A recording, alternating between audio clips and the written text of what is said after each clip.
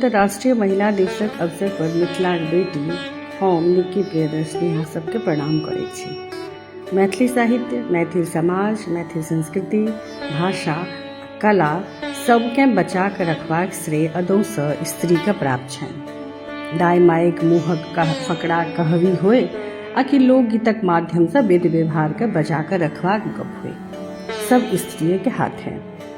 भाषा आ साहित्य का केंद्र में राखि आइ हम मैथिली भाषाक संवर्धन में महिला लेखिका के योगदान पर किछु विचार राखब।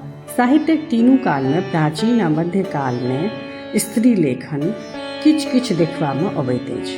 आधुनिक कालक प्रारंभहिसँ स्त्री लेखन आन भाषा साहित्य जकाँ मैथिली में सेहो देखबा में अबैत अछि। विधागत गप करी तऽ कथा, उपन्यास, नाटक, संस्मरण, साक्षात्कार, कविता, गीत, यात्रा, बाल साहित्य, अनुवाद, आलोचना आदि अनेक विधा में लगभग 100 से बेसी महिला लेखिका वर्तमान में सक्रिय छथि। सबसे चर्चित आ सर्वमान्य लेखिका के रूप में जखन हम देखैत छी तऽ हमरा लिली रे के नाम अग्रगण्य अबैत अछि। हुनक लिखल मरीचिका उपन्यास एखन धरि में सबसे बेसी पृष्ठ वाला उपन्यास मानल जाइत अछि। संगहि नक्सल सन कठिन विधा पर, कठिन विषय पर उपन्यास पठाक्षेप हुनके लिखल छनि। हुनकर बाद ई क्रम बढ़ैत गेल आ हमरा सब लग अनेक प्रखर नाम सोझा आयल।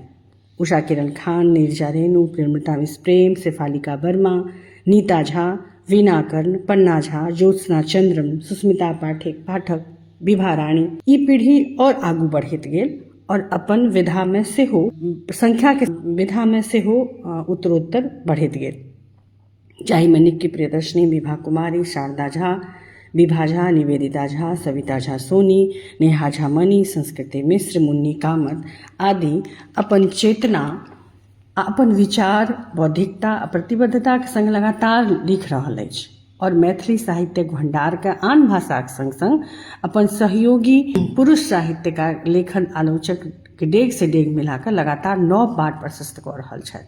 हमरा सभक पूर्वक रचनाकार लोकनिक जे कलम में धार आ विश्वास छलनि जे ओ सब कोनो जोखिम विषय के उठा कऽ लिख सकबाक कलेवर रखैत छलथि, ताहि विश्वास आ कलेवर के बना कऽ रखबाक आवश्यकता छथि।